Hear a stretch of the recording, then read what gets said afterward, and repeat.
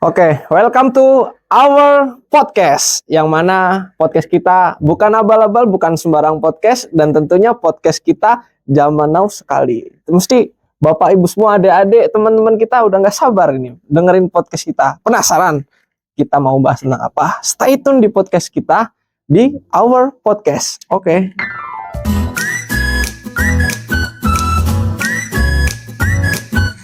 Oke, bicara zaman sekarang tuh apa-apa serba canggih.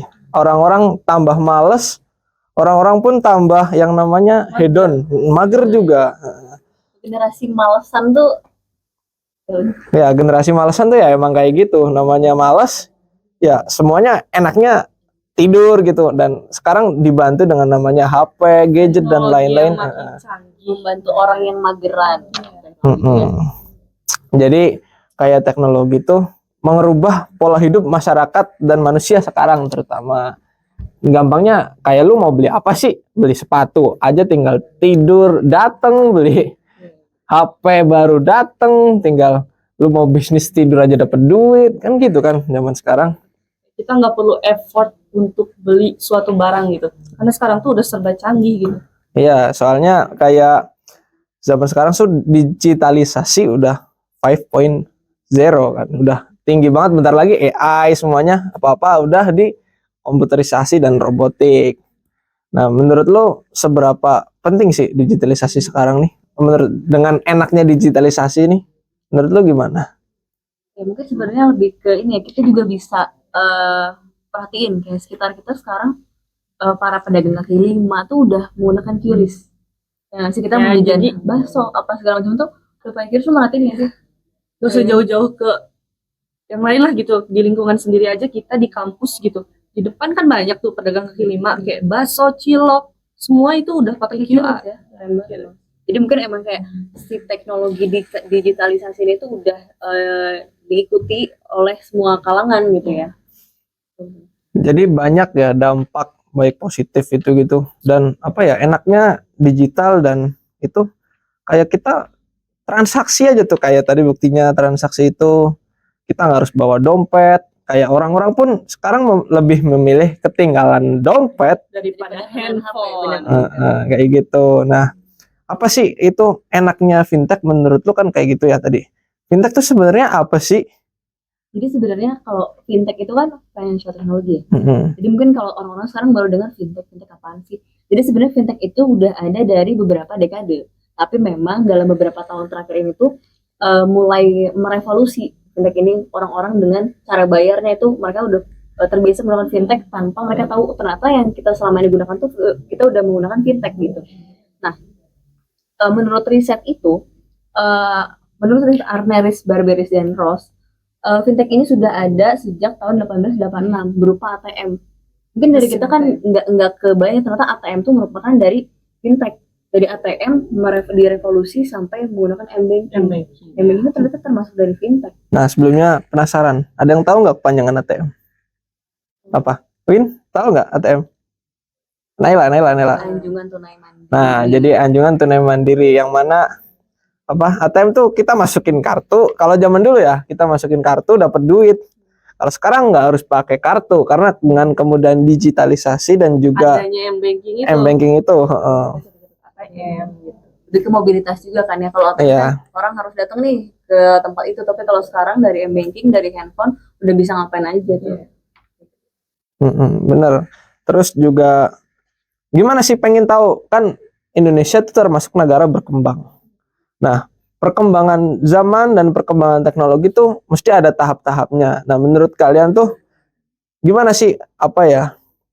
Bukan gimana, apa gimana ini awalnya dari mana dan kapan perkembangan digital itu masuk Indonesia? Kan tadi dari ATM tuh. Jadi perkembangan fintech di Indonesia ya.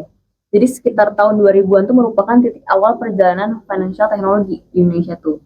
Dalam perkembangan itu tadi muncullah M-Banking. Jadi sebelum ke teknologi yang lain-lain itu dari M-Banking dulu. Di situ kan M-Banking itu mampu membantu kebutuhan manusia tanpa harus mobilitas yang tinggi gitu ya. Nah, melihat perkembangan itu, dari Indonesia sendiri ada OJK. OJK itu sudah mengeluarkan peraturan mengenai fintech. sehingga mereka menyiapkan regulasi untuk mengatur dan mengawasi perkembangan jenis usaha sektor jasa keuangan dengan kemajuan financial teknologi gitu. Nah, kan itu fintech ibaratnya sejarahnya ya. Kalau menurut lu tuh seberapa penting sih untuk sebelum masuk ke sejarah yang berikutnya, seberapa penting fintech buat di Indonesia sekarang?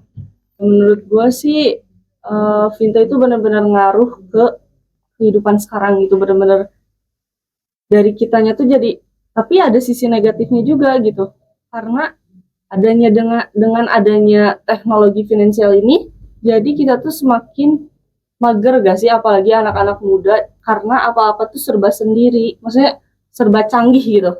Apa tuh kayak Jadi berarti ada dua sisi lah ya, kalau kita lihat sisi positifnya mempermudah kegiatan orang-orang untuk nggak usah mobilitas nih kita harus jalan sini-sini, tapi sisi negatifnya mungkin semakin mendukung generasi mageran ya gitu itu maksudnya. sisi negatif. Apa sih tadi Win? Definisi fintech itu apa Win? Jadi financial technology itu bisa diartikan sebagai sebuah teknologi keuangan yang merupakan wujud inovasi pengembangan di bidang finansial sehingga dapat dilakukan secara lebih efisien, efektif, dan lebih mudah gitu loh.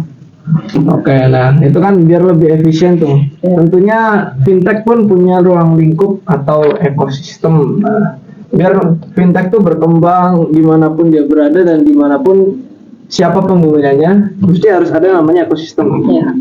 Dan apa sih itu ekosistem fintech? Apa aja gitu yang ada di dalam fintech lain? Bisa kita lebih Rinci lagi. lebih rinci lagi, ada 5 nih. Ada demand, talent, solution, capital, and policy. Apa sih itu demand di dalam fintech menurut kalian? Jadi demand itu mungkin lebih ke permintaan dari masyarakat. Mungkin kalau kita lihat siapa sih penggunanya, siapa sih yang minat terhadap fintech ini, mungkin lebih ke generasi milenial dan zilenial ya, karena sesuai dengan karakteristik generasi milenial dan Gen Z itu kan ingin yang serba mudah, serba gampang untuk generasi-generasi yang mageran gitu. Terus bukan ekosistem kan tadi ada 5 ya. Yang pertama itu demand, talent, solution, capital, sama policy kan. Nah untuk talent itu kan berhubungan dengan ketersediaan teknologi, layanan keuangan, serta inovasi-inovasi keuangan gitu. Untuk solution, fintech tentu harus punya solution lah ya, berhubungan dengan pengenalan teknologi, produk, layanan, dan proses menjadi lebih mudah dengan fintech ini. Jadi fintech itu harus menjadi solution bagi seluruh penggunanya gitu, Masuk ke semua masyarakat. ya betul. Terus yang keempat ya ada lagi capital itu mungkin fintech lebih mampu menyediakan alternatif capital dengan cepat gitu. Untuk polisi tentu fintech harus mengikuti kebijakan atau regulasi yang dibuat oleh OJK ya kalau di Indonesia terkait bagaimana sih perkembangan dan penggunaan dari fintech ini gitu. Berarti pada kesimpulannya dalam ekosistem fintech tersendiri itu yang pertama demand, yang mana harus ada permintaan dari masyarakat, dari pengguna, dari user. Bagaimana kita membuat solusi di dalam transaksi keuangan tersendiri yang harus simple, cepat, dan tepat. Betul. Terus kemudian ada di talent tadi, jadi harus ada orangnya, gimana cara kita ya itu biar tertarik dan lain-lain gitu. Dan sampai akhirnya ada di polis atau kebijakan pemerintah, karena dalam semuanya harus ada regulator atau peran dari seorang badan yang mengatur jalannya sebuah sistem dari fintech agar tetap tersendiri. sesuai aturan lah ya. Iya. Untuk keamanan pengguna juga kan pasti pengguna juga menginginkan keamanan ya, ada jaminan keamanan terhadap penggunaan fintech ini gitu. Nah, berarti kalau di pemerintah itu menurut lo gimana? Jadi harus setak dengan peraturan mereka apa harus fleksibel dengan zaman dan perkembangan fintech itu sendiri? Menurut lo gimana? Mungkin kalau untuk pelaksanaan dari fintech ini kan mungkin yang biasa kita tahu tuh QR, terus mungkin e-banking atau enggak penggunaan ini seperti Dana, ya wallet ya, Dana, OVO, GoPay, ShopeePay itu penggunanya fleksibel tentu, tapi harus tetap mengikuti regulasi lah tentunya. Oke, berarti kalau regulasi kayak gitu ya harus punya fleksibel dengan yang namanya fintech. Nah, kemudian ngomong-ngomong soal fintech, kan banyak tuh kayak tadi yang disebutin kayak apa?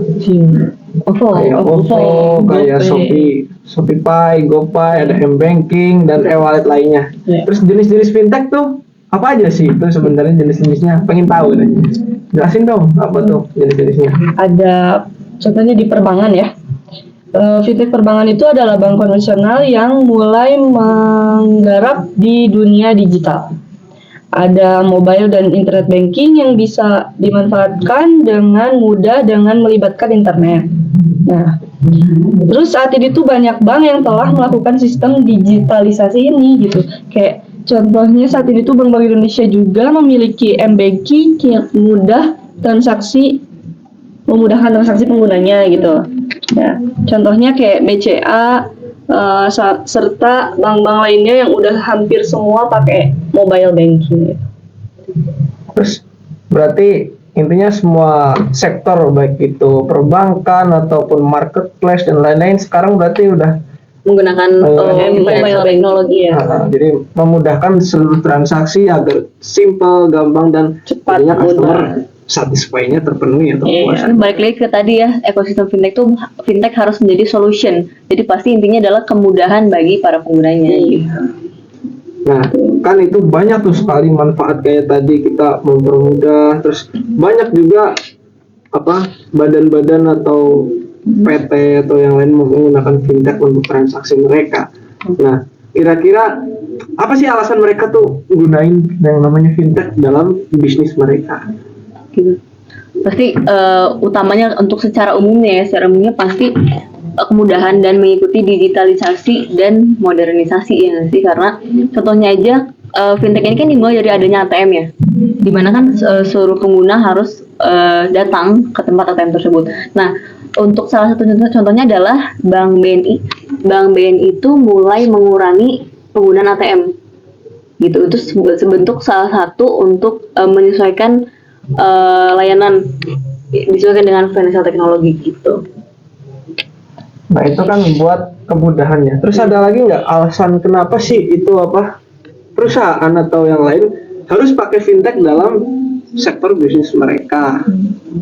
Yang kedua mestinya praktis dan cepat kalau menurut gue. Kalau menurut lu gimana? Apa sih yang bisa praktis bisa cepat itu dalam hal apa selain transaksi tadi? Mungkin salah satunya juga selain kan tadi praktis cepat, itu bisa menjangkau berbagai kalangan ya sih. Jadi dengan adanya fintech ini kan teknologi itu berkembang dengan sangat cepat kan. Jadi nggak cuman dari kalangan atas doang, itu tuh bisa jadi semua kalangan. Kayak contohnya kalangan menengah bawah kali ya, contohnya untuk generasi milenial sekarang yang udah mulai membuka usaha UMKM gitu ya, kayak generasi Z gitu, generasi milenial yang saat ini bisa Jadi mungkin lebih ke ini ya, apa kan tadi menjangkau berbagai kalangan, lebih ke mempermudah, memperluas pasar juga, karena kan kita balik lagi ke penyebaran teknologi itu sangat cepat. Contohnya informasi mungkin dulu kita tarik mundur lagi nih gitu ya, informasi bisa tersebar melalui surat kabar atau koran, tapi sekarang hanya dengan satu genggaman teknologi itu bisa tersebar. Itu juga apa ya, maksudnya salah satu bentuk mudahan gitu loh, kemajuan teknologi yang mana dalam bidang finansial juga sekarang lagi sangat apa ya, sangat berevolusi lah gitu. Nah, terus kan udah ada ngomongin kemudahan, cepat, efektivitas tuh seberapa aman sih menurut kalian itu fintech dipakai? Apakah itu rekomen buat yang masih belum tahu fintech atau juga harus kita hindari fintech itu? Gimana menurut kalian? Kalau menurut aku sendiri sih kan fintech ini udah apa ya, terdaftar di OJK ya, Otoritas Jasa Keuangan, di mana contohnya misalkan kita menggunakan Shopee atau OVO untuk layanan transfer, itu kan harus di-upgrade ya ke versi premium lah gitu. Itu kan untuk upgrade itu kita harus menyertakan upload foto, upload KTP gitu. Jadi mungkin itu salah satu bentuk keamanan. Jadi apa ya, untuk para pengguna fintech ini mungkin yang masih ragu nih, masih nggak yakin menggunakan fintech, menurut aku sih lebih ke lebih percaya sih, karena fintech sudah ada regulasinya, diatur oleh OJK gitu. Kalau menurut lu gimana, Win? Ya hampir sama mungkin kayak gitu, soalnya udah terdaftar di OJK juga, jadi kita pas daftar tuh ngirimin kayak data pribadi gitu, jadi itu tuh bisa lebih bikin aman sih gitu. Berarti seberapa rekomen dari kalian dan alasannya banget. apa? Iya. Lumayan banget karena itu mempermudah Ya meskipun ada beberapa dampak negatifnya gitu ya, takut kayak cybercrime atau yang lainnya gitu, tapi ini tuh bisa dibilang lebih aman sih, karena kita tuh meskipun kita ngasih data pribadi kita, tapi itu tuh udah terdaftar gitu. terjamin lah keamanannya ya. terjamin. Betul. Mungkin kayak jenis-jenis fintech tadi kan baru disebutkan kayak tadi perbankan, terus apalagi pembayaran. Mungkin selanjutnya ada lagi kayak pinjaman keuangan P2P. Lu pernah dengar nggak? Belum sih itu. Apa itu P2P? Jadi kalau yang pernah gue baca nih ya, mungkin kalau pinjaman keuangan P2P ini tuh contohnya adalah ada Coinworks dan Modalku.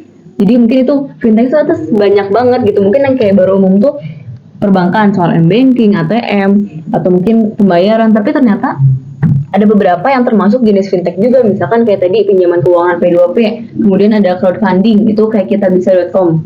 Udah pernah cobain kitabisa.com itu kan itu untuk beramal ya. Jadi, nah itu contohnya tadi kenapa fintech itu menjangkau pasar, menjangkau untuk kalangan yang lebih luas, karena kita bisa membantu tidak harus datang ke tempat yang langsung jauh, tapi bisa dengan fintech ini kita bisa beramal melalui genggaman handphone gitu. Terus Nggak perlu banyak alasan lagi untuk kayak jauh nih nggak bisa atau apa, Iya, karena sekarang betul. tuh udah serba online gitu, serba mudah. Jadi perbankan, pembayaran, pinjaman keuangan P2P, crowdfunding, terus asuransi. Oh, daftar asuransi kan biasanya ini ya harus kita datang ke kantornya Kantor. gitu, terus bawa data-data Berkas. dokumen, berkas. Itu kan ternyata mungkin sekarang udah mulai berkurang karena adanya layanan yang digital gitu. Contohnya melalui aplikasi asuransiku.id. Jadi emang fintech itu benar-benar apa ya, sangat membantu tidak hanya dalam pembayaran, sekarang bisa sampai ke asuransi gitu. Nah, itu banyak banget udah kan segitu banyaknya. Dari rating 1 sampai 10 seberapa percaya kalian terhadap fintech? Dari Nela dulu. Berapa ya, kayak kalau bisa 1000/10 sih aku kasih rating segitu sih, karena kayak mempermudah sih intinya. Kayak kita harus apa ya, bayar uang kan ribetnya kalau kita bawa dompet. Sekarang dengan adanya genggaman handphone tuh tinggal scan selesai gitu. Menurut aku sendiri sih itu mempermudah banget sih. Enak Berarti banget, mantep. intinya yakin lah pakai fintech tuh aman, Iya. kemudian mudah dan kita nggak diberibet gitu ya. Betul. Kalau Wina berapa? Kalau gue sendiri sih ya bisa dibilang 9/10 kali ya. Kenapa satunya? Karena ya Ada itu, yang masih kayak belum yakin nih bagaimana. karena ada dampak negatifnya itu loh. Oh, Ya iya, meskipun gue udah yakin tuh OJK ada terdaftar di OJK kan aman tuh, tapi ya kadang ada beberapa dari masyarakat yang mereview kalau misalkan ada tuh kayak cybercrime kayak gitu, kayak pengambilan data orang kayak gitu, masih ada beberapa yang kurang aman. Mungkin itu dari merekanya sendiri yang emang salah Teledor. Iya, teledor. atau mungkin yang kayak kemarin lagi banyak tuh yang apa sih di WhatsApp itu kayak APK. ngirim APK, Nah. nanti itu bisa menguras saldo katanya ya. Iya, Betul. karena itu sih. Hacking. Tapi sebenarnya balik lagi ke kita sendiri, mungkin yang kayak gitu teledor tuh masih agak kurang tahu gitu ya tentang teknologi kayak gitu. Jadi makanya Jadi faktor. Jadi dampak negatifnya ada kayak tadi cybercrime, terus ada Keamanan. data yang hilang gitu kan. Banyak sebenarnya. Tapi udah ada OJK dan ahli-ahli yang bisa menangani masalah tersebut. Jadi kita pasrah aja ke dia. Bukan berarti kita nggak peka apa gimana. Jadi kita pasrah ke yang tapi kita jadi nggak bisa terlalu was-was gitu loh. Ya, Karena tentunya gitu. Terus apa sih selain ada dampak negatif tentunya ada Positifnya, Pak. jelas tentu. apa menurut lu dampak positifnya? Coba. Jadi mungkin ya tadi kita ngomongin pasti dalam segala hal ada positif dan negatifnya lah ya, tergantung kita sebagai pengguna yang bisa membaca nih, oke, kayaknya aman nih, kita bisa milih-milih e-wallet mana yang menurut kita lebih terpercaya. Jadi untuk dampak positif fintech itu yang pertama mungkin meningkatkan inklusi keuangan. Yang kedua mempermudah pertumbuhan pasar, kemudian mendorong transmisi kebijakan ekonomi. Itu pasti apa ya? Kan tadi fintech ini sudah diatur regulasinya oleh OJK, pasti itu sudah dipikirkan, dirancang sedemikian rupa untuk dampak positif untuk pengguna kecil ataupun untuk negara gitu sih. Nah itu saran dari gua saran dampak Pendapat ya. gimana? Kalau pendapat dari gua itu kayaknya dampak positif selain itu, jadi kita fleksibel aja nggak sih kalau mau kemana pun, Mempermudah lah ya. Iya, jadi mempermudah. Jadi nggak lebih buang-buang waktu nggak sih? Ya, gitu. Terus saran dari kalian semua gimana terkait fintech? Saran apa yang perlu dikembangin dan apa yang kurang dari fintech sekarang? Biar mereka semua tahu apa tuh kekurangan dari mereka dan mereka juga bisa introspeksi diri. Kita harus berkembang di mana supaya customer bisa intinya memenuhi kepuasan mereka dengan adanya solusi dari kami itu fintech. Oke, kalau dari aku sendiri sih mungkin gini ya, kayak melihat fenomena fintech ini kan orang-orang sudah mulai mayoritas percaya menggunakan fintech. Tapi tetap betul tadi yang dikatakan sama Wina gitu ya, kita pasti tetap harus meningkatkan keamanan. Tapi mungkin memang berbagai macam e-wallet itu sudah membuat meyakinkan kalau keamanannya lah ya. Tapi untuk menurut aku sendiri sih, setiap e-wallet atau segala macam bentuk fintech itu harus lebih meningkatkan keamanan untuk meningkatkan kepercayaan penggunanya, intinya itu sih. Karena kan berhubungan dengan finansial, keuangan, data pribadi itu kan sangat harus dijaga lah. Agar menghindari cybercrime sih, kayak kejahatan-kejahatan orang untuk ngambil data kita, data pribadi, atau misalkan kan ada juga yang kayak menguras saldo gitu gara-gara ngirimin link-link yang aneh ke sosial media gitu. Itu kenapa ya sangat harus dijaga lah, karena salah satu jenis fintech juga kan ada dalam bidang tabungan dan investasi ya. Ada salah satu contoh aplikasinya itu Bibit.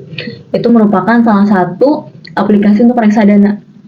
Saham juga Bitcoin gitu. Iya betul. Jadi intinya itu kan hal yang besar lah, harus keamanannya harus benar-benar terjamin sih. Ya, soalnya di fintech sendiri tuh ada yang namanya enkripsi dan lain-lain, dan itu udah masuk ya kecerdasan buatan juga dari situ. Jadi ya kurang lebih untuk kepercayaan dan keamanan juga kita bisa percaya dan insya Allah itu aman gitu.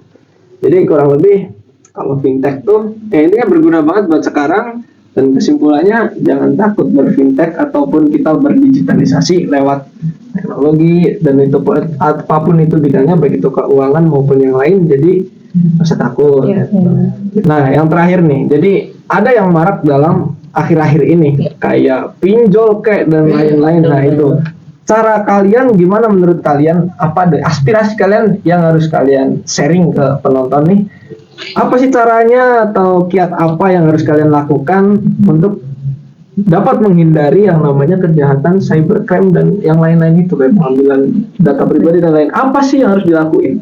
Kita ngomongin pinjol ya. Pinjol.